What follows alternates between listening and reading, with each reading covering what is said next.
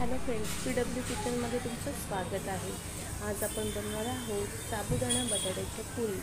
आता नवरात्र स्पेशल चालू आहे आणि नवरात्रीमध्ये 9 दिवसाचे उपवास भरपूर जण करतात, तर त्यांना ऑप्शन म्हणून एकच पदार्थ न खाता नवीन नवीन पदार्थ करायचे कसे ते आपण शिकणार आहोत। सर्वप्रथम आपण साबुदाणा हा छान खमंग खरपूस असा भाजून घ्यायचा आहे।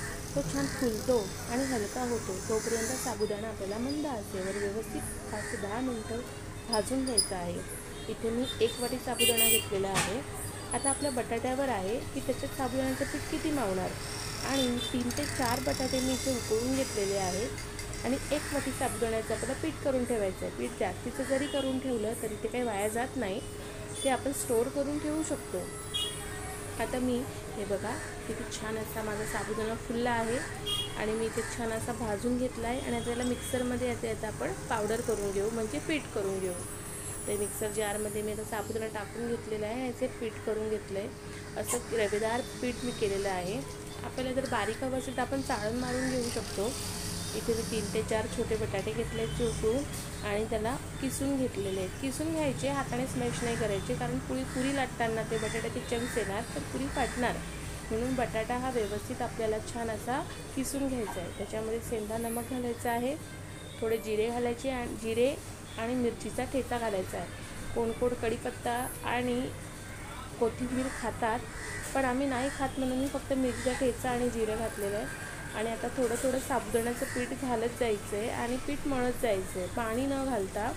साबुदाण्याला ओलावा असतो ते उकळलं असल्यामुळे, तर त्याच्यात पीठ मावतं, तर साबुदाण्याचं पीठच आपण त्याच्यात ॲड करायचं आहे आणि व्यवस्थित असं आपल्याला हे छान असा एक घट्ट गोळा भिजवून घ्यायचा आहे आणि 5 ते 10 मिनिटानंतर त्याला झाकून ठेवायचं आहे।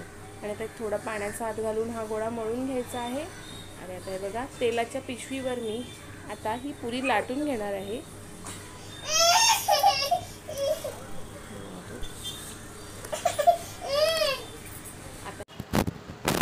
बघा अशा प्रकारे आपण ही पुरी लाटून घ्यायची आहे। छान छोट्या आकाराच्या ह्या पुऱ्या लाटायच्या आहे।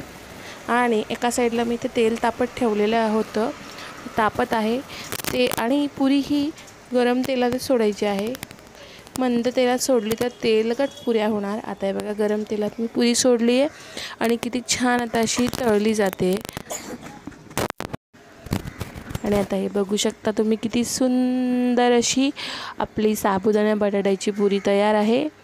नक्की करून बघा आणि नवरात्री एन्जॉय करा। बघा किती लुसलुशीत आहे, नक्की करून बघा। आणि आपली रेसिपी आवडली असेल तर लाईक करा, कमेंट करा, शेअर करा आणि सबस्क्राईब करा।